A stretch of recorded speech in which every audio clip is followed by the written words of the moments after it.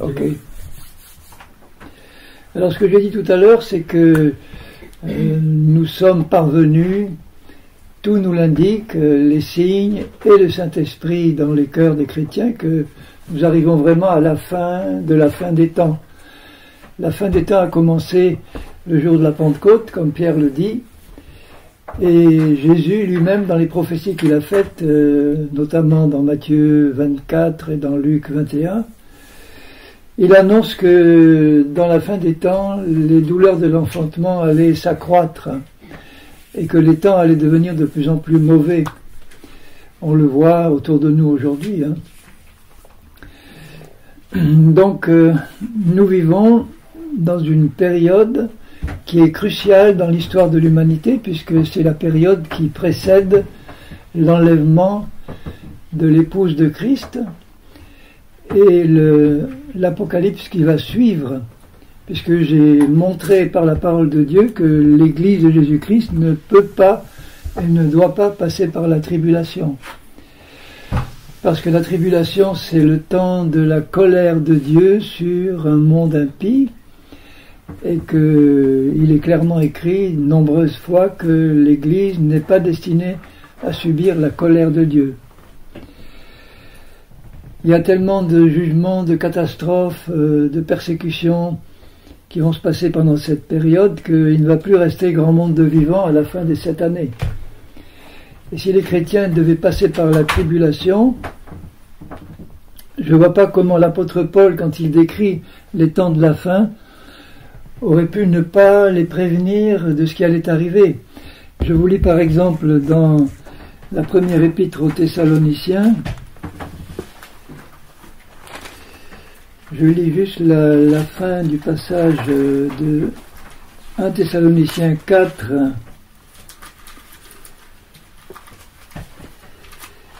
où il dit au verset 16, « Car le Seigneur lui-même a un signal donné à la voix d'un archange et au son de la trompette de Dieu descendra du ciel. Les morts en Christ ressusciteront premièrement, et ensuite nous les vivants qui seront restés, nous serons tous ensemble enlevés avec eux sur des nuées à la rencontre du Seigneur dans les airs. Et ainsi nous serons toujours avec le Seigneur. Consolez-vous donc les uns les autres par ces paroles. » Si vraiment il avait su, et je pense que le Seigneur lui aurait révélé que l'Église devait traverser la tribulation, il n'aurait pas dit « Consolez-vous donc par ces paroles, par le fait que je vous annonce que nous allons être enlevés dans le ciel ».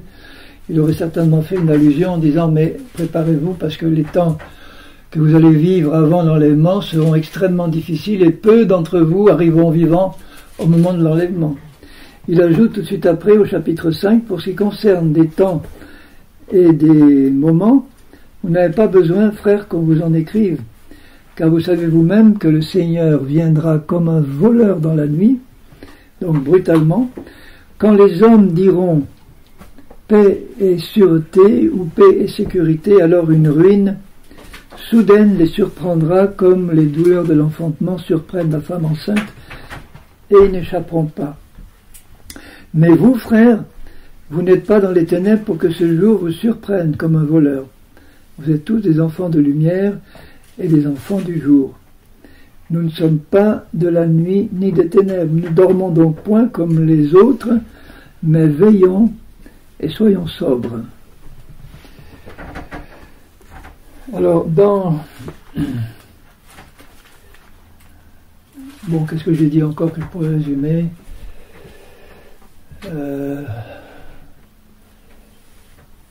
J'ai parlé de la prophétie de Daniel, des fameuses 70 semaines de Daniel, qui est une prophétie qui est destinée aux Juifs et qui parle dans la 7e semaine de la venue de ce chef qui viendra détruire le temple et provoquer des abominations, de la désolation, en se déclarant lui-même Dieu, comme le dit la 2e aux Thessaloniciens, au milieu de cette période-là. Et là va commencer la persécution, la dernière persécution des Juifs au cours de la 2e partie de la tribulation. Alors, le même Paul, parlant des temps de la fin, dit dans la première épître à Timothée, au chapitre 4, il parle des temps de la fin, des derniers temps. Et il dit, l'Esprit dit expressément que dans les derniers temps, quelques-uns, je crois que le texte grec dit nombreux, c'est pas juste deux ou trois, hein, c'est quelques-uns, mais c'est plusieurs au sens nombreux, puisqu'il annonce que ce sont des temps d'apostasie qui sont les temps de la fin, il le dit dans la deuxième épître aux Thessaloniciens. Donc dans les derniers temps, quelques-uns, nombreux, abandonneront la foi dans la vérité, pour s'attacher à des esprits séducteurs et à des doctrines de démons, par l'hypocrisie de faux docteurs portant la marque de la flétrissure dans leur propre conscience, prescrivant de ne pas se marier et de s'abstenir d'aliments que Dieu a créés pour qu'ils soient pris avec action de grâce par ceux qui sont fidèles et qui ont connu la vérité. Donc il annonce clairement que les temps de la fin seront des temps d'apostasie, qu'une grande partie de l'Église visible de Jésus-Christ abandonnera la vérité pour s'attacher à des doctrines de démons et même à des esprits séducteurs. Là, c'est un des passages qui nous montre que, il parle à des chrétiens, hein, que des chrétiens peuvent donc s'attacher à des démons, à des esprits séducteurs, par les fausses doctrines qu'ils reçoivent. Les fausses doctrines sont conçues par Satan et les démons, et quand un chrétien reçoit une fausse doctrine, il traîne avec lui le démon qu'il a inspiré. Il s'attache, comme dit Paul, à des esprits séducteurs. Ça ne veut pas dire qu'ils sont possédés et qu'ils sont démonisés, mais ils traînent derrière eux une puissance d'égarement qui les a séduits au point de s'attacher à une fausse doctrine. Et donc cet esprit-là va continuer à essayer de continuer à déverser dans la vie de ce chrétien les doctrines de plus en plus pernicieuses. Est-ce qu'on le voit aujourd'hui autour de nous? La prolifération des fausses doctrines, la prolifération des faux docteurs. Je crois qu'il n'y en a jamais eu autant, si on regarde un peu sur Internet ce qui se publie, il n'y a jamais eu autant de fausses doctrines qui circulent dans tous les milieux. Je disais aussi qu'il y a 2,3 milliards de chrétiens de nom, et que Dieu seul connaît ceux qui marchent fidèlement. Et c'est loin d'être la majorité. Hein. Donc, faisons-nous partie, nous, de l'Église fidèle de Jésus-Christ? J'entends pas de réponse. Oui. Amen. Ouais. Amen. Parce que je suppose que si vous êtes là, c'est pour étudier avec moi la parole de Dieu, la parole de vérité. Hein. Donc, il annonce des temps d'apostasie et d'abandon de la foi. Ça veut dire que nous, chrétiens, qui avons reçu l'amour de la vérité, qui est le don le plus précieux que Dieu veuille donner à son peuple, l'amour de la vérité.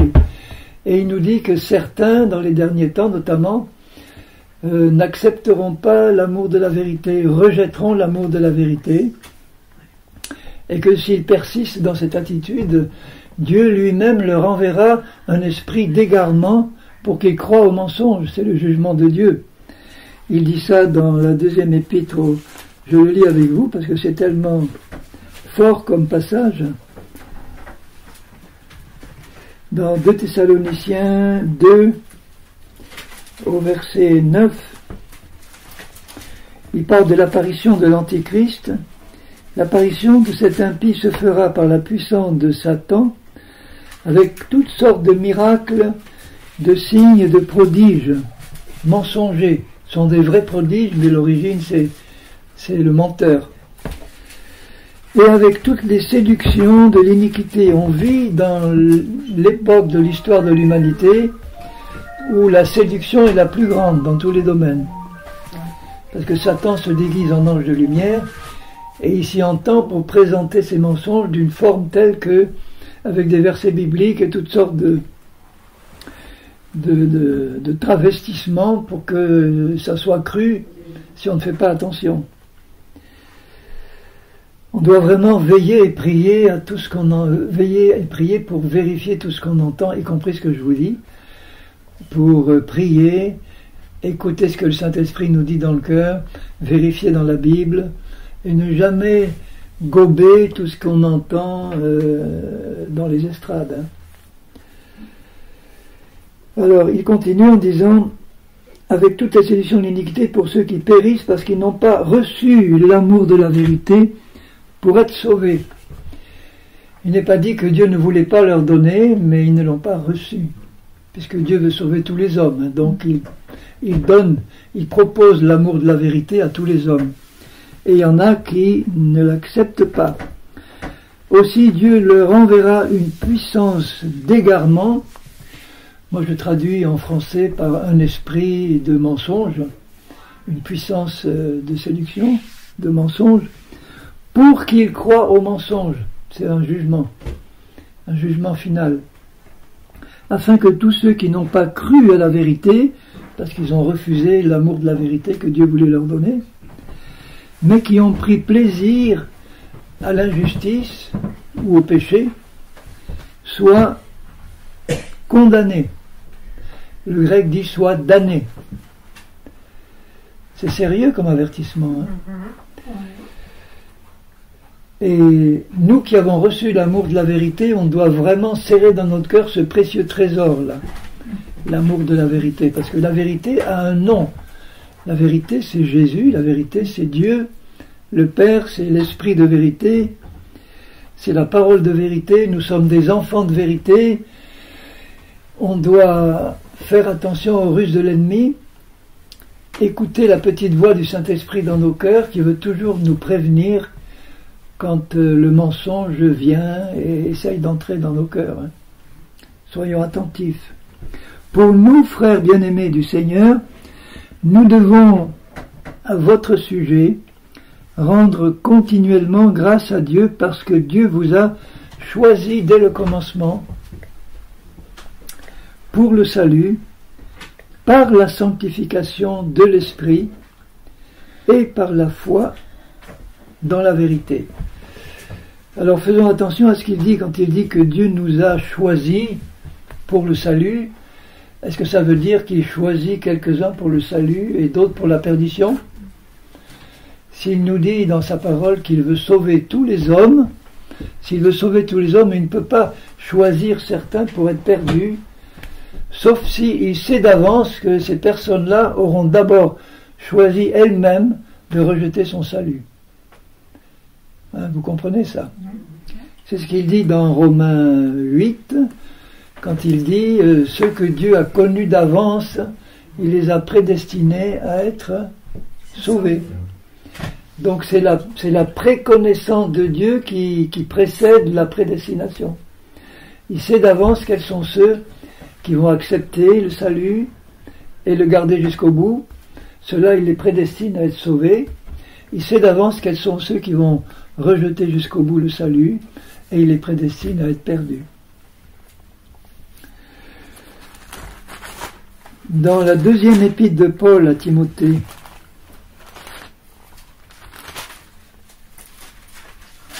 au chapitre 3, il dit à son disciple, sache que dans les derniers jours, il y aura des temps difficiles, car les hommes seront égoïstes, amis de l'argent, fanfarons, hautains, blasphémateurs, rebelles à leurs parents, ingrats, irréligieux, insensibles, déloyaux, calomniateurs, intempérants, ça veut dire sans retenue, cruels, ennemis des gens de bien, traîtres, emportés, enflés d'orgueil, aimant le plaisir plus que Dieu, ayant l'apparence de la piété, mais reniant ce qui en fait la force. Alors quelle description, hein, je suis sûr que la liste n'est pas limitative, il aurait pu en dire beaucoup plus. Mais là, est-ce qu'on n'a pas une description de ce qu'on voit autour de nous le plus souvent aujourd'hui? quand on parle, bon, on a une loi en France qui interdit de critiquer publiquement l'homosexualité, par exemple. On est sévèrement puni si on est homophobe, c'est-à-dire que si on dit du mal des homosexuels, ou si on les condamne. Mais moi, en tant qu'enseignant de la parole, je suis obligé à certains moments de dire voici ce que dit la Bible. La Bible n'est pas encore un livre interdit en France, hein, mais la Bible actuellement est illégale par rapport à la loi, puisque la Bible enseigne que l'homosexualité est un péché, que c'est condamnable que deux personnes du même sexe aient des relations. C'est clairement écrit. Donc je dis simplement, c'est pas mon opinion personnelle, c'est ma conviction qui découle de, c'est pas moi qui l'ai inventé, c'est ma conviction qui découle de la parole de mon Dieu. Donc je vais me contenter de vous lire ce que la Bible dit, parce que ce n'est pas un livre interdit. Je le lis en disant voilà ce que Dieu dit. Mariage pour tous, inscription dans la Constitution française, dans le marbre de la Constitution du droit à l'avortement. Et l'avortement, c'est un crime, parce que dès la conception, il y a un petit être qui est conçu, qui est vivant. C'est un être vivant, c'est pas un bout de chair qui se développe. Et la Bible nous dit que Dieu est le Père des esprits. Donc c'est lui, au moment où un bébé est conçu dans le sein maternel, ce sont les parents qui donnent évidemment le corps physique par les 2 premières cellules, mais c'est Dieu qui crée l'esprit de ce bébé. Et il ne le crée pas au 8e mois ou au 6e mois, il le crée dès la conception. Et là, il y a un petit être vivant qui se développe par la puissance de l'esprit qui est en lui. C'est extraordinaire de voir le développement d'un bébé, de 2 cellules qui en 9 mois se multiplient en centaines de milliards de cellules. Il y a une puissance de vie qui est due au fait qu'il y a un esprit vivant qui est donné par Dieu dès l'instant de la conception. Et il y a des projets de loi dans certains pays, aux États-Unis je crois, j'ai lu ça dernièrement, qui permettent dans certains États l'avortement jusqu'au 9e mois, y compris. Et ils envisageraient même de permettre l'avortement tout de suite après la naissance. Donc on arrive à des atrocités abominables maintenant. Bon, là je sais que si les renseignements généraux écoutent ce que je suis en train de dire, je risque gros. Mais peu importe. Il faut dire la vérité. Il faut dire que l'homosexualité est un péché. Il faut dire que c'est un péché gravissime, parce que Dieu n'a pas créé au début Adam et je sais pas, Adam et Yvon. Adam et Yvon. Non, Adam et Yves. Il a créé Adam et Ève. Voilà, c'est pas Adam et Yves. Donc on est à l'époque où légalement il n'y a plus aucune retenue, et ça va aller de pire en pire. Bon, maintenant on étudie chez nous une loi pour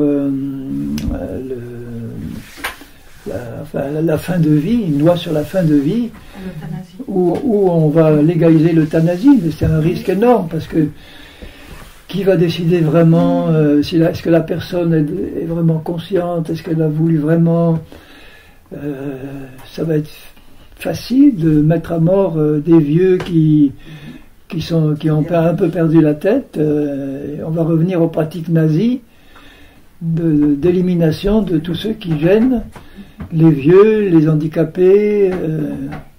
Voilà, c'est ce qui nous attend. Hein. Je m'attends à des choses de plus en plus abominables. Je ne m'attends pas au sens je les souhaite, mais je sais que ça vient, malheureusement. Donc, voilà où nous en sommes. Maintenant, je pourrais vous citer beaucoup de passages qui vous montrent dans quel temps nous vivons, mais je pense que je n'ai pas besoin de vous persuader. Hein. On le sait très bien. On vit dans les derniers temps. Pour ma part, j'ai la conviction que l'enlèvement dont nous ne connaissons ni le jour ni l'heure va se produire dans les quelques années qui viennent là. Pour moi, c'est pas une question de 20 ans, de 30 ans. Je sais bien qu'il y a des années qu'on dit ça, hein, mais on arrive au moment où tous les signes qui annoncent la fin des temps sont accomplis ou en cours d'accomplissement. Les derniers signes sont les signes de la reconstitution de l'État d'Israël et la reprise de Jérusalem. Les tout derniers signes, c'est l'apostasie. Et le tout dernier signe que je vais vous donner, le tout dernier signe avant l'enlèvement, c'est celui-là, dans la seconde aux Thessaloniciens, au chapitre 2, et au verset 3, je l'ai lu tout à l'heure, mais je le relis, que personne ne vous séduise d'aucune manière, car il faut que l'apostasie soit arrivée auparavant. Ça, c'est l'avant-dernier signe, on y est en plein. Et qu'on ait vu paraître l'homme du péché. Voilà le dernier signe. Ça veut dire que juste avant l'enlèvement, puisqu'il dit que tout de suite après, le fils de la perdition, l'adversaire qui s'élève au-dessus de tout, il dit au verset 5, ne vous souvenez-vous pas que je vous disais ces choses lorsque j'étais encore chez vous, et maintenant vous savez ce qui le retient, la manifestation de cet antichrist, ce qui le retient, c'est la présence de l'Église fidèle. Et il ajoute un peu plus loin, il faut seulement que celui qui le retient ait disparu.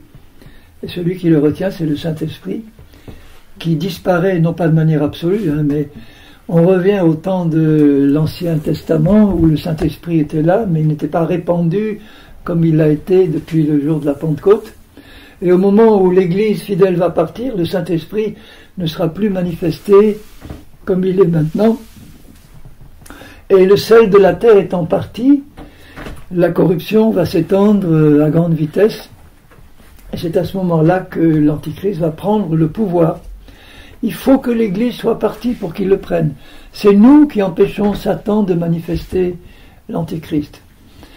Donc quand il dit que nous le verrons, c'est que le Saint-Esprit va montrer à l'Église fidèle qui ça sera.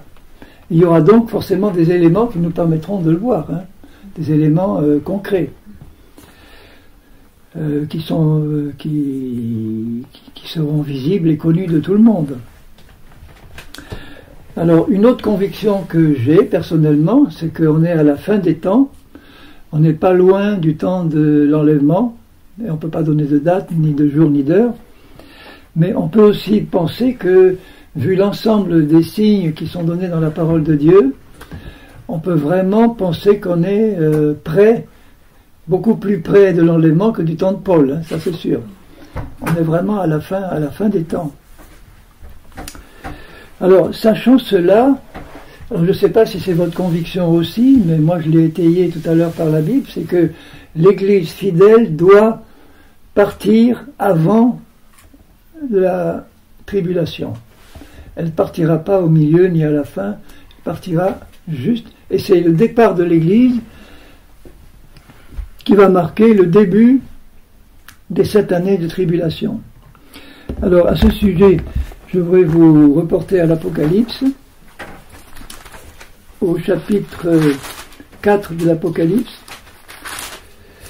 L'Apocalypse est un livre merveilleux qui se décompose comme ceci. Vous avez 3 chapitres au début qui concernent les derniers avertissements de Christ aux églises, aux 7 églises. Ensuite, vous avez du chapitre 4 au chapitre 19, vous avez toute une série de chapitres qui décrivent le temps de l'Apocalypse. Et au chapitre 19, vous avez la mention du retour de Jésus pour régner sur la terre avec l'épouse. Ensuite, au chapitre 20, 21, 22, vous avez les 3 derniers chapitres qui parlent du millénium, du règne de 1000 ans de Jésus sur la terre et de l'éternité après la destruction de la terre actuelle. Donc, ce qu'on peut remarquer, c'est que l'Église n'est pas mentionnée à partir du chapitre 4 jusqu'au chapitre 19. Par contre, dans les 3 premiers chapitres, elle est abondamment mentionnée. Donc, si vous regardez le début du chapitre 4, vous voyez ceci, c'est l'apôtre Jean qui raconte ce qu'il a vécu. Après cela, je regardais, et voici, une porte était ouverte dans le ciel. La première voix que j'avais entendue, comme le son d'une trompette. Ça vous rappelle quelque chose, le son d'une trompette, que j'ai dit tout à l'heure au moment de l'enlèvement, et qui me parlait, dit, monte ici, et je te ferai voir ce qui doit arriver dans la suite. Aussitôt je fus ravi en esprit. Alors, je crois pour ma part que c'est une image de l'enlèvement. Lui, il l'a vécu en esprit, nous le verrons dans notre corps ressuscité. C'est une image de l'enlèvement, et donc ce qui nous concerne, nous, ce sont les 3 premiers chapitres de l'Apocalypse, puisque ce sont les derniers avertissements de Christ aux églises. Donc ces avertissements-là sont particulièrement précieux pour nous, qui sommes arrivés à la fin des temps. Et si on étudie avec soin les avertissements qu'il donne aux 7 églises, on doit en garder un enseignement précieux pour nous, pour savoir ce que nous devons faire pour nous préparer au grand départ. Dans ces 7 églises, alors il y a plusieurs interprétations possibles. Certains disent que ce sont les églises de tous les temps et de tous les lieux qui sont représentées là. D'autres disent que dans la série de ces 7 églises, on peut voir un ordre chronologique des différentes étapes de la vie de l'église depuis le temps de Jésus, c'est-à-dire de la première Éphèse qui était la plus belle jusqu'à Laodicée qui est l'église tiède de la fin des temps.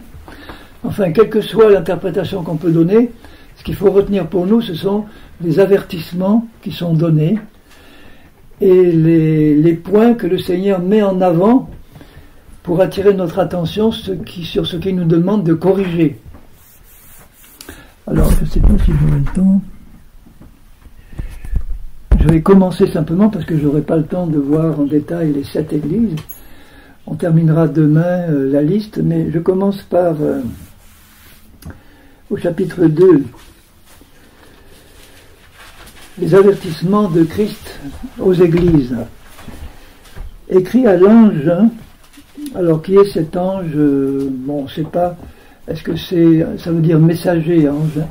Est-ce que c'est le groupe d'anciens ou de dirigeants de l'église? Est-ce que c'est un ange véritable? Je ne vois pas trop Jean écrire à un ange pour transmettre le message à l'église, mais en tout cas, le message doit être transmis à l'église. Voici ce que dit celui qui tient les 7 étoiles qui sont dans sa main droite, celui qui marche au milieu des 7 chandeliers d'or.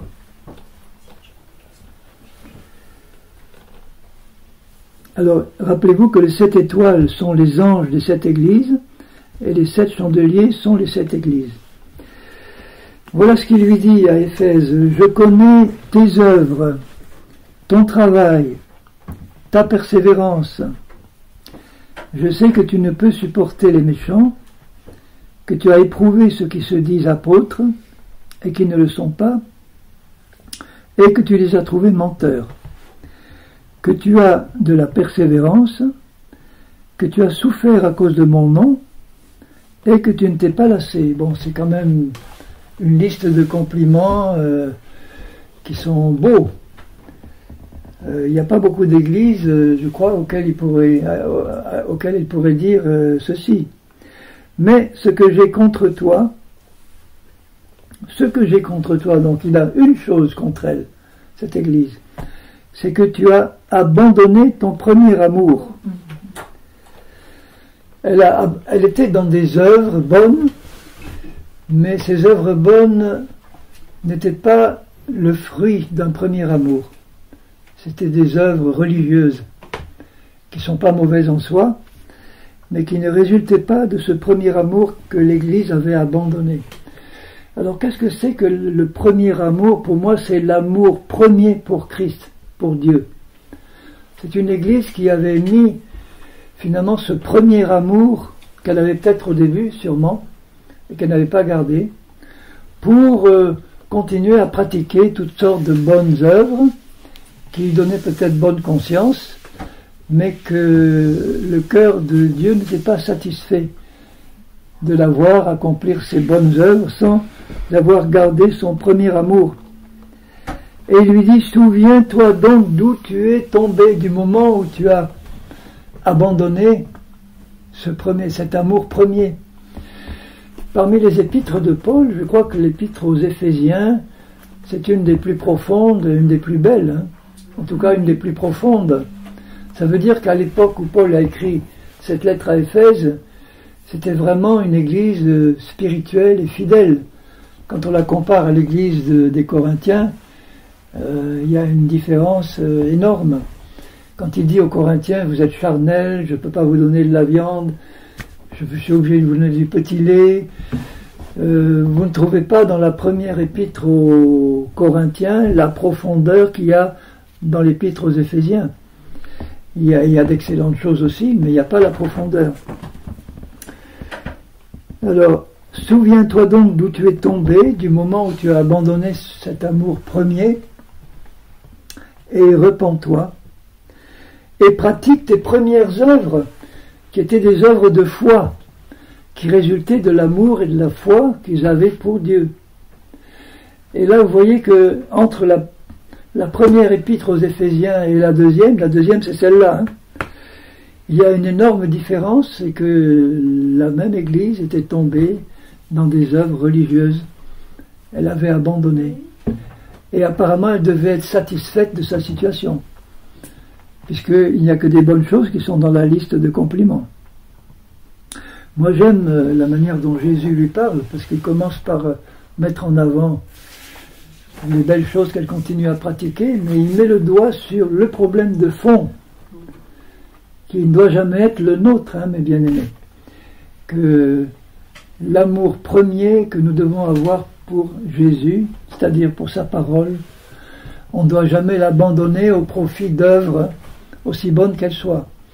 Il faut que nos œuvres soient des œuvres de foi, qui résultent de la foi, et qui résultent de notre amour pour Dieu. Pratique tes premières œuvres, sinon je viendrai à toi, j'ôterai ton chandelier de sa place. Alors, qu'est-ce que c'est que ce chandelier? Il dit c'est l'église fidèle. Ça veut dire que dans cette église d'Éphèse, si peut-être la plupart étaient dans des œuvres religieuses, il y avait quand même encore le chandelier, c'est-à-dire il y avait encore des chrétiens fidèles et spirituels. Et là, il dit, si tu ne te repens pas, j'enlèverai ces chrétiens spirituels, ils partiront, ils s'en iront. J'ôterai le chandelier. Ça veut dire que le Saint-Esprit va parler à un moment donné à ces chrétiens pour leur montrer que ce n'est plus leur place dans cette église-là. Et le risque, c'est que il ne restera qu'une coquille vide qui a belle apparence, mais où il n'y a pas vraiment la présence et la vie du Saint-Esprit. À moins que tu ne te repentes. Il ajoute encore un compliment. Bon, tu as pourtant ceci, c'est que tu hais les œuvres des Nicolaïtes, œuvres que je hais aussi. Alors qu'est-ce que c'est que les œuvres des Nicolaïtes? On ne sait pas trop exactement, mais on pense que c'est un peu ce qu'il reproche un peu plus loin, c'est que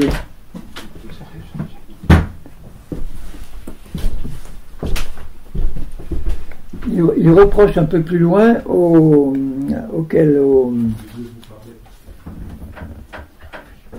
à l'église de Pergame.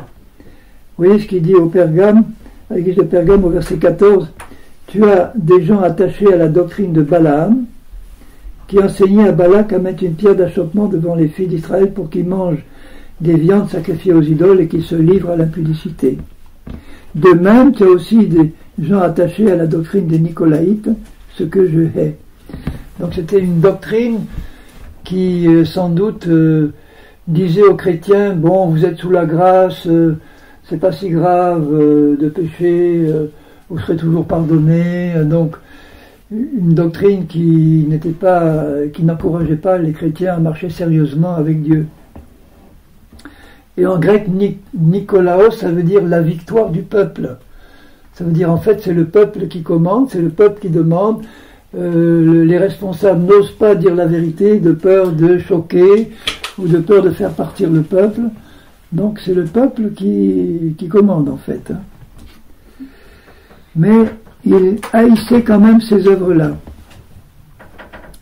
Alors que celui qui a des oreilles entende ce que l'Esprit dit aux églises. Et il ajoute ce qu'il dit à chaque église, à celui qui vaincra. Je donnerai à manger de l'arbre de vie qui est dans le paradis de Dieu. À toutes les églises, il finit par dire à celui qui vaincra. À celui qui vaincra. Ça veut dire que l'église fidèle qui va monter à la rencontre du Seigneur, c'est une église de vainqueurs.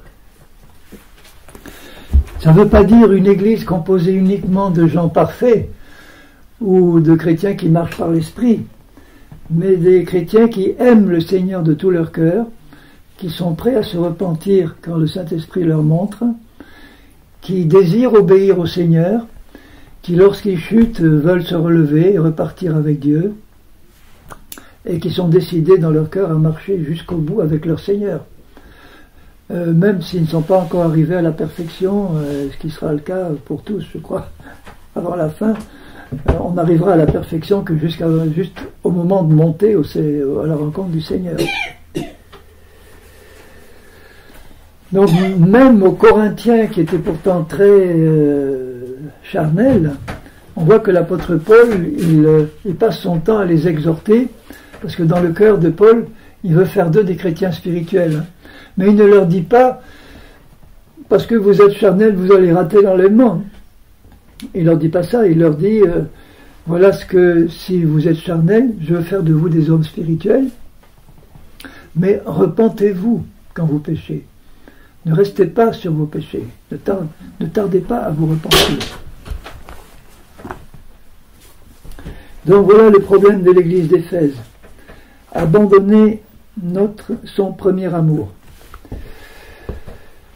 Donc nous devons nous stimuler en permanence à rester dans un amour premier pour Dieu. Pourquoi ? Parce que nous devons nous rappeler qu'il nous a aimés le premier. Et s'il nous a aimés le premier, nous devons l'aimer en retour. Et c'est lui qui déverse dans nos cœurs son amour. Ensuite, il dit au verset 8 à l'église de Smyrne, voici ce que dit le premier et le dernier, celui qui était mort et qui est revenu à la vie. Je connais tes œuvres. Il dit souvent ça, je connais tes œuvres, je sais ce que tu fais. Ta tribulation et ta pauvreté.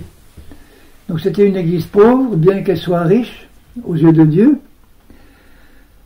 Et les calomnies de la part de ceux qui se disent juifs et qui ne le sont pas. Parmi le peuple juif, à l'époque, il y avait des juifs qui se disaient juifs et qui ne l'étaient pas, qui mentaient, mais qui sont une synagogue de Satan. C'est fort, hein ? On pourrait dire aujourd'hui que les chrétiens fidèles, ils sont aussi persécutés souvent par ceux qui se disent chrétiens et qui ne le sont pas. Ils ne sont pas nés de nouveau. Ils appartiennent à des églises chrétiennes, mais ils ne sont pas nés de nouveau. Ils font semblant d'être chrétiens. Et ce sont ceux-là qui persécutent toujours ceux qui sont dans l'esprit. De même que Abel a été persécuté par Caïn, son frère. Ne crains pas ce que tu vas souffrir, parce que celui qui veut vivre saintement sera toujours persécuté. Et plus nous allons progresser dans la sanctification, dans le perfectionnement, plus nous devons nous attendre à être persécutés, rejetés, incompris. Et plus nous devons considérer cela comme une grâce de Dieu. Parce que c'est une grâce de Dieu d'être persécuté quand on n'a rien fait de mal. Quand on a fait du mal, c'est normal d'être persécuté. Hein. Mais quand tu n'as rien fait de mal et que tu es maltraité, considère ça comme une grâce de Dieu.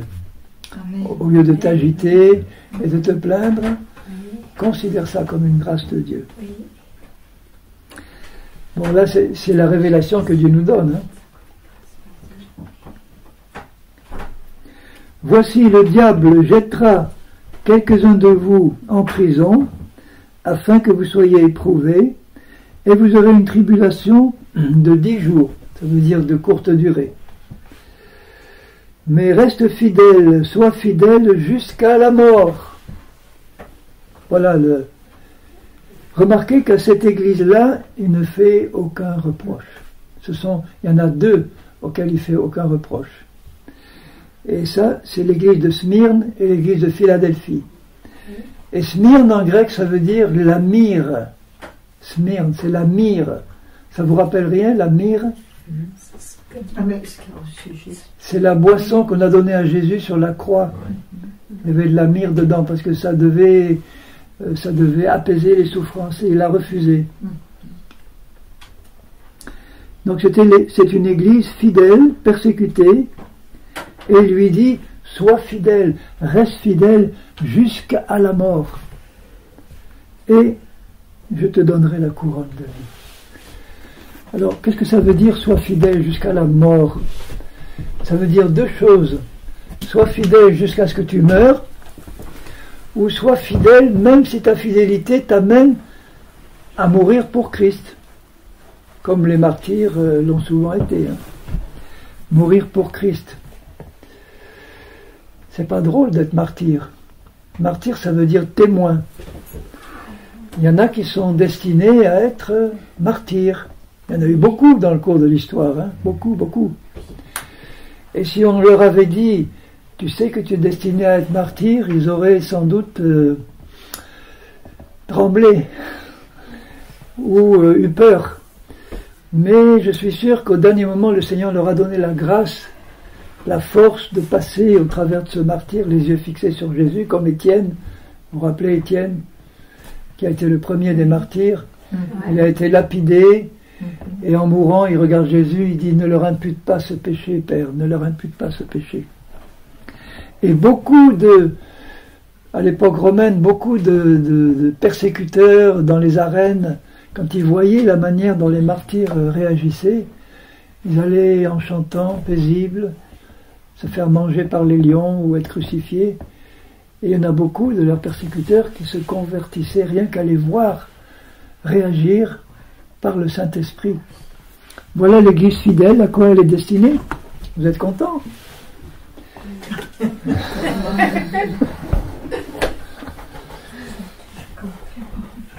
De recevoir la puissance de Christ au moment où on est persécuté. C'est une gloire de Dieu qui nous est destinée. Et ça nous permet de traverser ces épreuves vraiment avec la joie du Saint-Esprit, parce qu'il nous le fait sentir à ce moment-là. Voilà la première église fidèle. Alors que celui qui a les oreilles entende ce que l'Esprit dit aux églises. Celui qui vaincra n'aura pas à souffrir la seconde mort. Promis. La seconde mort, c'est la perdition dans le lac de feu. Il n'aura pas. Rappelez-vous que les vainqueurs, ce n'est pas nécessairement des parfaits. Ce n'est pas nécessairement ceux qui savent parfaitement marcher par l'esprit. Ça, c'est l'idéal pour qu'on donne un bon témoignage sur la terre. Ce que Dieu veut, c'est un cœur tout entier pour lui, et dans nos faiblesses, reconnaître nos torts, reconnaître nos manquements, rester humble, ne pas lever la tête par orgueil en disant « moi ça va, je suis mieux que les autres ». Non, on reconnaît nos faiblesses, nos péchés, et on reçoit en permanence le sang de Jésus pour nous purifier. Et on doit avoir dans le cœur le désir de progresser constamment, d'aller de progrès en progrès, de demander à Dieu, Seigneur, éclaire-moi sur la manière dont je peux mieux témoigner en tant que chrétien, dont je peux mieux me comporter en tant que chrétien, je peux mieux donner un témoignage à ta gloire. Quand il y a ce désir dans le fond du cœur, le Saint-Esprit travaille dans nos vies et il nous apprend comment avoir la victoire sur le péché, avoir la victoire sur notre caractère de cochon, quand c'est le cas. Et si c'est le cas, ou enfin sur tout autre défaut qui vient de la chair. Hein. Parce qu'il n'y a rien de plus humiliant, je crois, pour le Seigneur, que de voir ses enfants, qui sont nés de nouveau, qu'il aime, donner dans le monde un mauvais témoignage. Un témoignage comme celui des Corinthiens. Hein. Il y avait des Corinthiens qui allaient avec des prostituées, il le dit, Paul. Vous savez pas qu'aller avec des prostituées, vous faites un seul corps avec elles. Imaginez des chrétiens qu'il avait amenés à la foi, qu'il avait instruits, et qui voient se comporter ainsi. Et vous voyez l'amour dans le cœur de Paul comme un père spirituel qui est là pour les exhorter à se repentir et à repartir avec le Seigneur.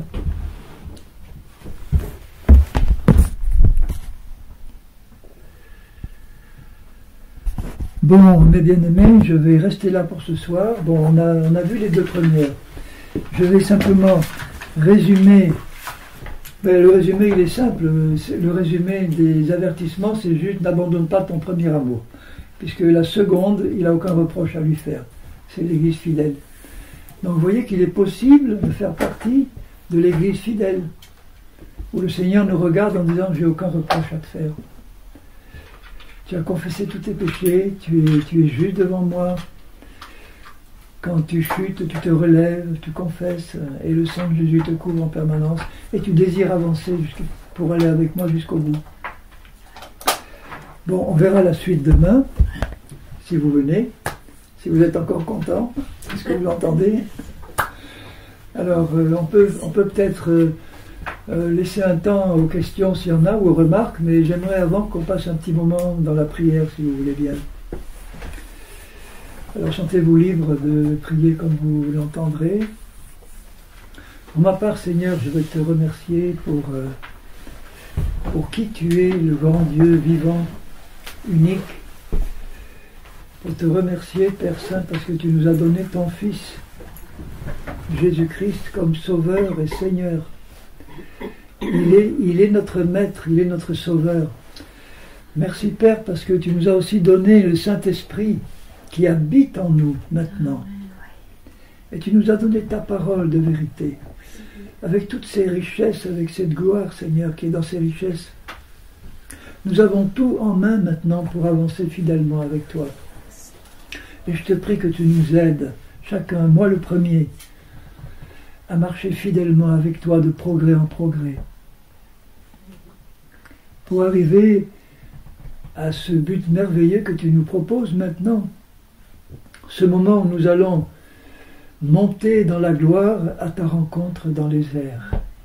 Seigneur, combien pour ma part j'attends ce moment, ce moment précieux où je sentirai d'un coup, si je suis encore vivant à ce moment-là, mon corps changer encore glorieux, incorruptible en un instant.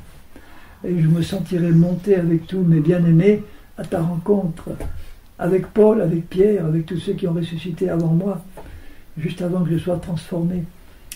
Alors Seigneur, garde-nous fidèles jusqu'au bout, je t'en prie. Et permets-nous d'ici là de donner sur cette terre un témoignage qui soit toujours plus à la gloire de ton nom. Au nom de Jésus. Amen. Amen.